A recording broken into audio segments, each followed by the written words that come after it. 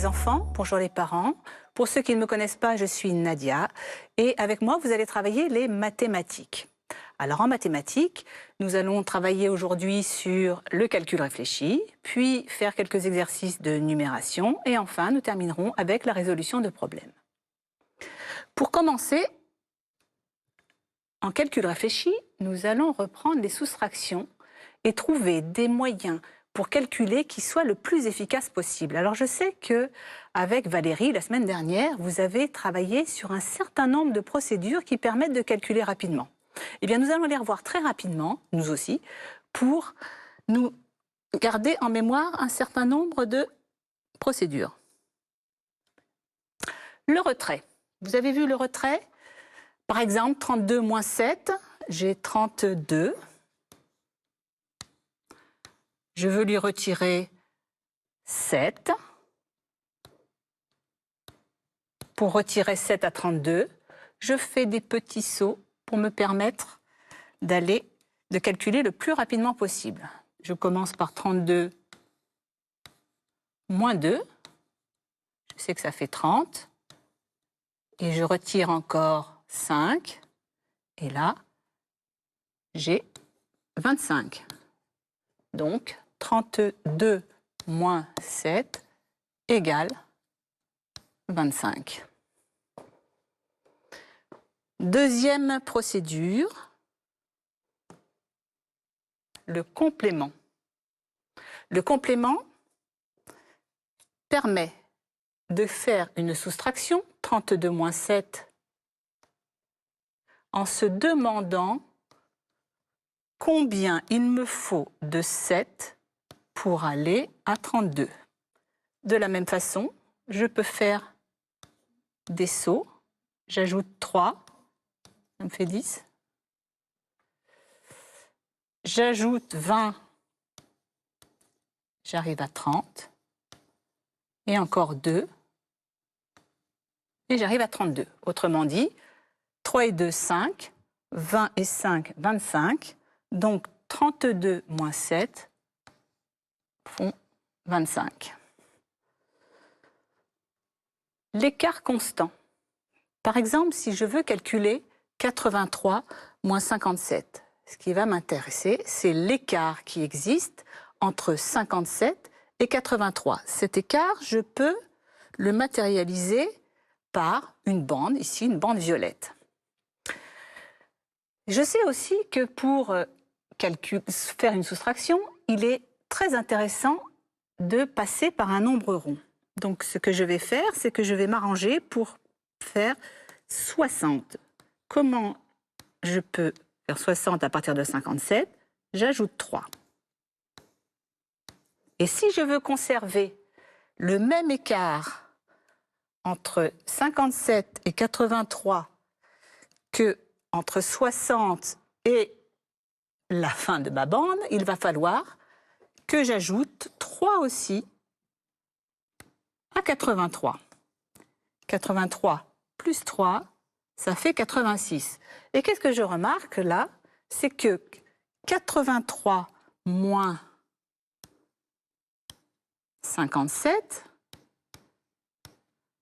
c'est la même chose, c'est la même différence que entre 86 et 60. Et à partir de là, c'est assez facile parce que 86 moins 60, je peux le calculer très rapidement.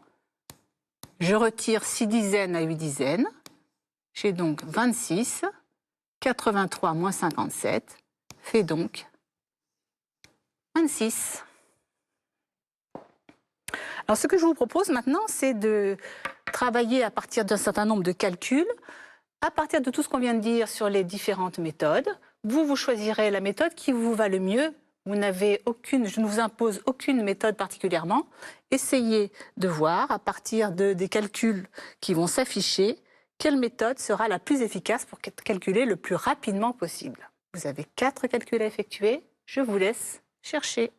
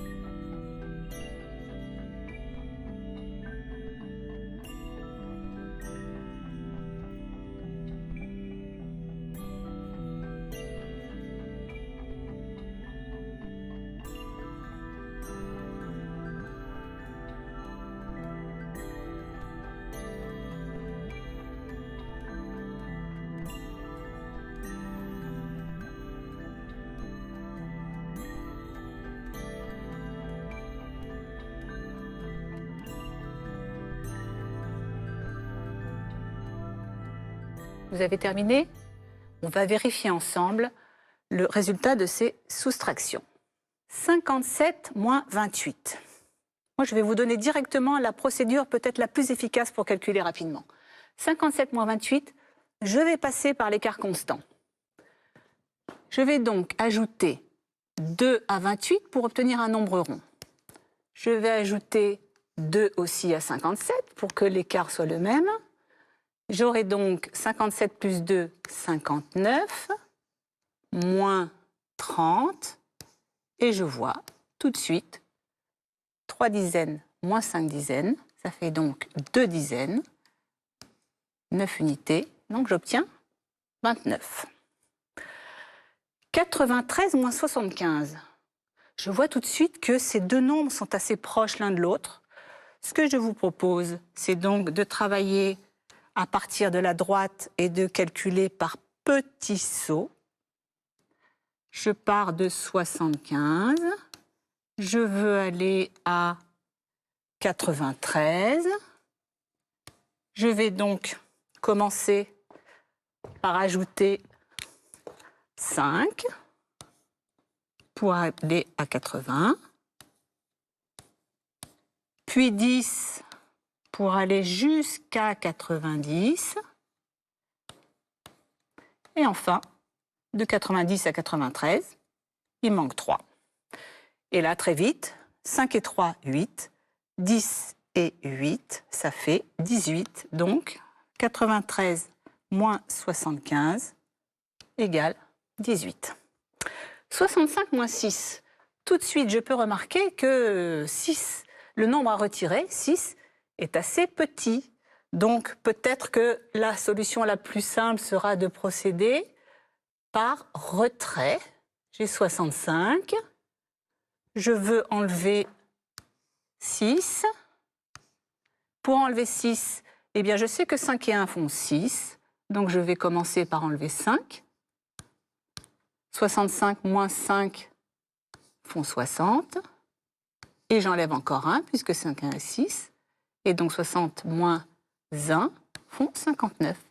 Donc, 65 moins 6 égale 59. 82 moins 19. Là, je vois tout de suite que 19, c'est tout près de 20. Qu'est-ce que je vais faire? 82 moins 20. 82 moins 20, je retire 2 dizaines à 8 dizaines. Je retire 2 dizaines à 8 dizaines. Ça fait donc 62. Oui, mais je n'ai pas retiré 19, j'ai retiré 20. Donc, pour aller jusqu'au bout de mon raisonnement, je vais donc ajouter 1 à 62. Donc, 82 moins 19 égale 63. C'est terminé pour les opérations, les soustractions, le calcul réfléchi, le travail mental. Et nous allons passer à la numération. Donc nous avons travaillé en numération. Vous vous souvenez que la dernière fois, nous avions travaillé avec du matériel. Nous avions fait des échanges, des conversions. On va continuer avec le même matériel. Ce que je vous propose là, pour l'instant, c'est de regarder cette collection. Vous vous souvenez, on avait cherché le nombre qui correspondait à cette collection. Allons-y. Là, je vais vous poser la question suivante. Combien de dizaines isolées y a-t-il dans cette collection? Il y en a 1, 2. J'en dénombre 2. C'est assez simple.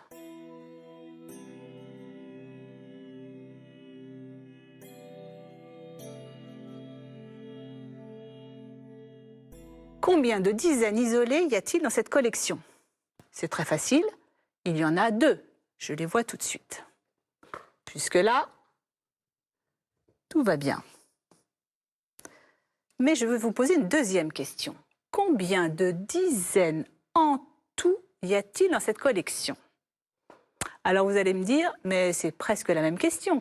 Oui, mais moi, si je vous pose la question, c'est parce qu'il y a peut-être des dizaines cachées quelque part dans cette collection. Réfléchissez bien. Alors, combien de dizaines en tout dans cette collection?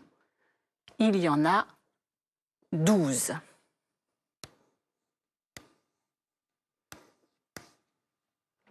Et pourquoi y a-t-il 12 dizaines? Eh bien, effectivement, j'en ai 2 ici, mais je sais que dans une plaque de 100 cubes, il y a 10 dizaines. Vous vous rappelez? 10 barres de 10 dans une plaque de 100. Donc 10 dizaines plus 2 dizaines, ça fait bien 12 dizaines. Maintenant, je vais vous demander d'écrire en chiffres le nombre total de petits cubes.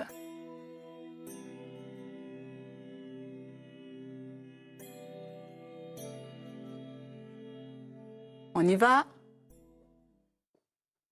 J'en ai 125. J'en ai 125, soit une centaine, 2 dizaines et 5 unités. Mais nous avons vu tout à l'heure que nous avions aussi 12 dizaines en tout. Donc je peux aussi écrire ce nombre, 12 dizaines et 5 unités. On continue avec une autre collection. Voici une nouvelle collection. Pareil, combien de dizaines isolées y a-t-il dans cette collection? On le voit tout de suite. Je l'écris quand même. Il y a 3 dizaines. Maintenant, je vous demande de chercher combien de dizaines en tout il y a dans cette collection. Je vous laisse quelques secondes.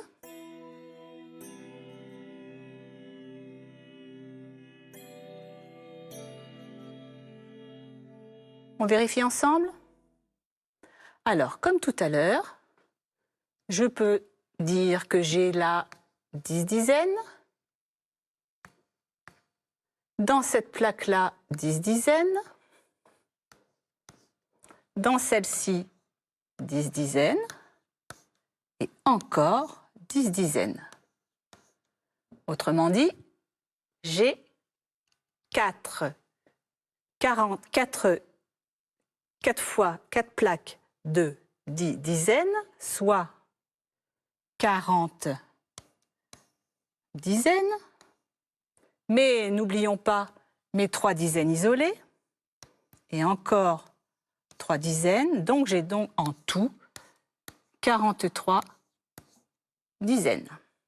Attention, maintenant écrivez en chiffres le nombre de total de cubes de cette collection.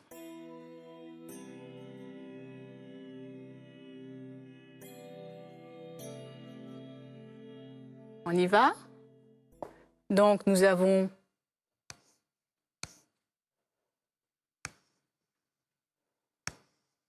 voilà le chiffre, le nombre qui s'écrit, qui se lit, 438.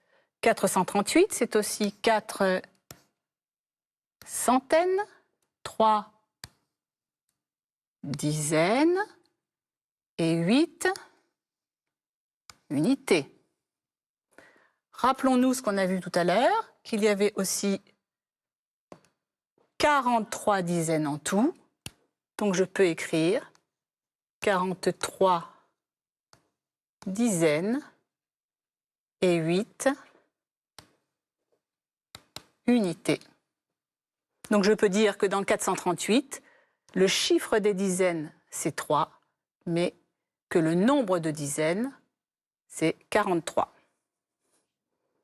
Dernière collection, combien de dizaines isolées dans cette collection?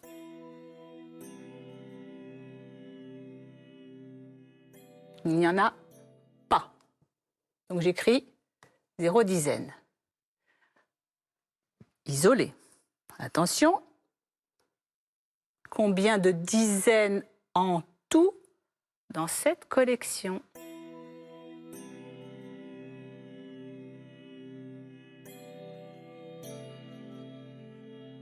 Eh bien, comme tout à l'heure, là j'ai bien 10 dizaines, j'ai encore 10 dizaines, et encore 10 dizaines.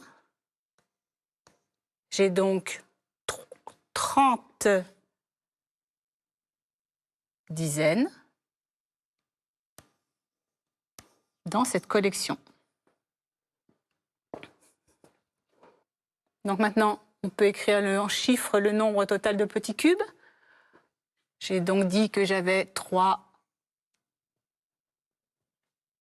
30 dizaines, 7 unités.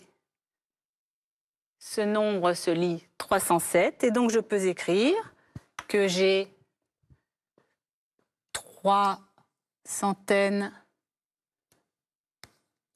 0 dizaines et 7 unités, mais je peux aussi dire que j'ai 30 dizaines et 7 unités, comme nous l'avions vu tout à l'heure, 30 dizaines en tout. Donc je peux dire que dans ce nombre, le chiffre des dizaines, c'est 0, mais que j'ai 30 dizaines en tout. Voilà pour aujourd'hui. Alors, on constate donc qu'il y a des dizaines que l'on voit, d'autres que l'on ne voit pas. Mais ce qui est important, c'est de savoir qu'à l'intérieur de celles qu'on ne voit pas, de certaines plaques, où on a des dizaines que l'on ne voit pas, mais qu'il faut prendre en compte dans le calcul du nombre de dizaines en tout. Bon, de toute façon, nous retravaillerons tout ceci la prochaine fois.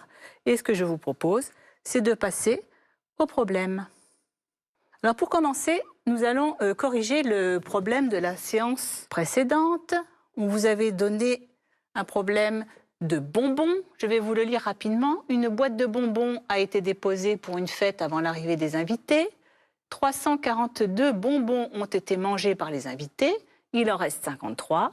Combien y avait-il de bonbons avant que les invités arrivent? L'opération, on vous la donne. Alors, qu'est-ce qu'il fallait chercher? On avait 342 bonbons. Ces bonbons-là ont été mangés par les invités. On sait qu'il en reste 53. Ça, c'est les données que nous avions dans le problème. Et ce que nous cherchions, c'était combien il y en avait au départ. Et donc, l'opération qui correspond, c'est 342 plus 53. Et 342 plus 53, ça fait 395. Donc, il y avait 395 bonbons avant que les invités arrivent. Bien. Nous allons maintenant passer à un petit exercice que vous connaissez, qui est le problème oral. Donc, je vous rappelle, problème oral, je vous raconte une histoire, je vous dis l'énoncé d'un problème sans l'écrire. Vous devez après le résoudre. Alors, attention, moi, ce que je vous propose, c'est de bien écouter ce que je vais vous dire parce que vous allez voir, il y a peut-être une petite surprise. Vous êtes prêts? Vous avez votre papier, cahier, crayon, on y va. Combien y a-t-il de vaches dans le pré maintenant? Dans un pré, il y avait 93 vaches. 75 vaches sont rentrées dans l'étable. Vous avez vu ce qui changeait? Qu'est-ce que j'ai fait? J'ai posé la question avant de vous raconter l'énoncé. Alors pourquoi j'ai fait ça? J'ai fait ça parce que je pense que si je vous dis la question avant, peut-être que vous saurez mieux, enfin vous comprendrez, vous saurez mieux ce qu'il y a à chercher dans l'histoire du problème. C'est peut-être plus facile pour la comprendre et c'est peut-être plus facile aussi pour repérer les informations du problème. Donc je vais le lire une deuxième fois. Combien y a-t-il de vaches dans le pré maintenant? Dans un pré, il y avait 93 vaches. 75 vaches sont rentrées dans l'étable. Je vous laisse chercher.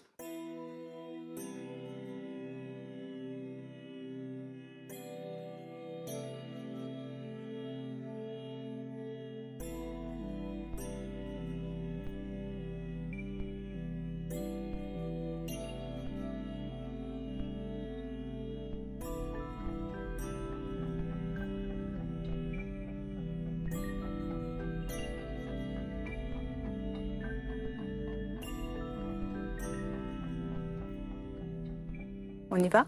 On corrige? On va essayer de se redire l'histoire. C'est une histoire de vaches qui sont dans un pré et un certain nombre de vaches sont parties, rentrées dans l'étable.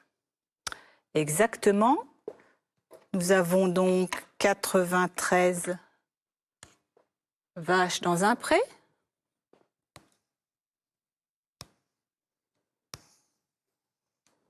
On nous dit que 75 vaches sont rentrées.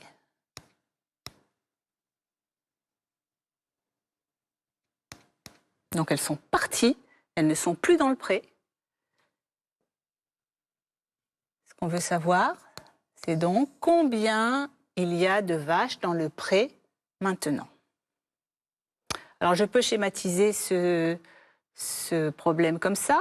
J'ai 93 vaches.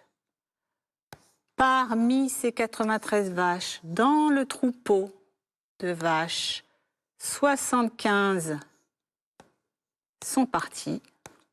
Et ce que je veux savoir, c'est combien il reste de vaches dans le pré. Donc, si ces 75 vaches sont parties, eh bien, il va falloir les enlever du nombre de vaches qui étaient à l'origine dans le troupeau. Donc, je vais faire une soustraction. 93 moins 75.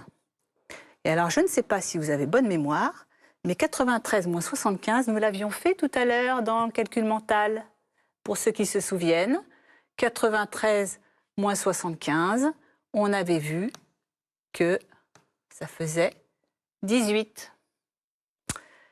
Donc la réponse à ce problème, c'est il y a 18 vaches maintenant dans le pré, ou il reste 18 vaches dans le pré.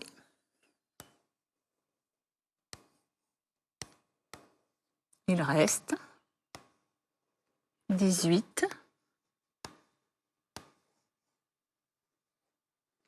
vaches dans le pré.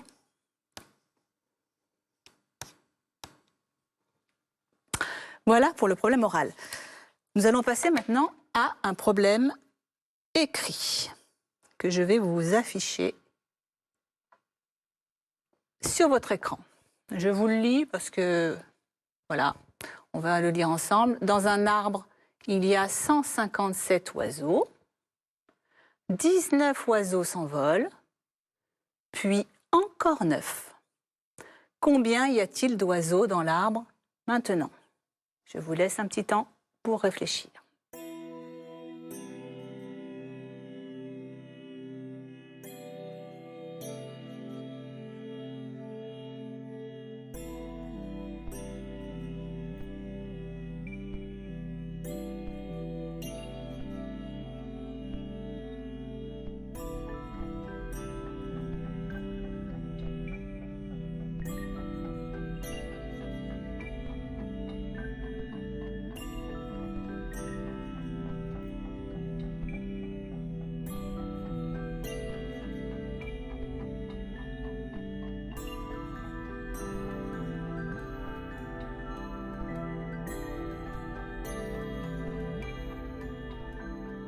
C'est parti, on corrige?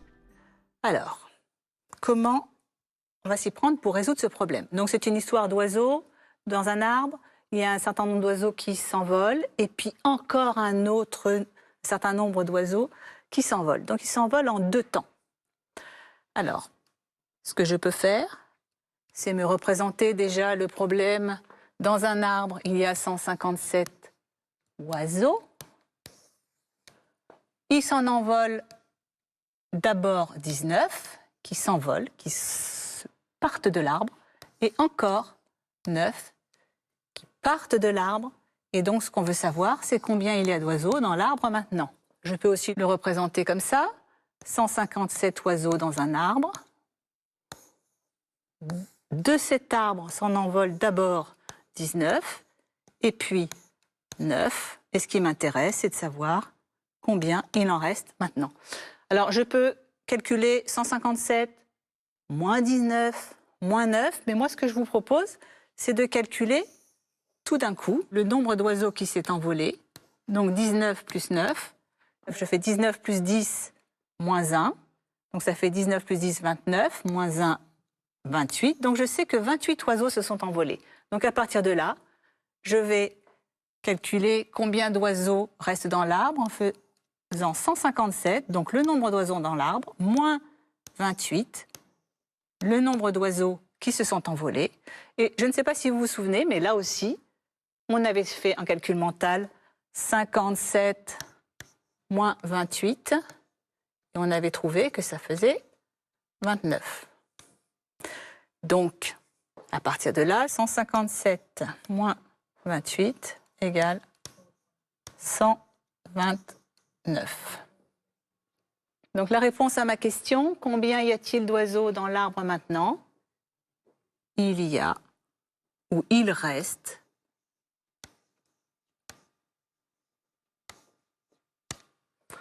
129 oiseaux.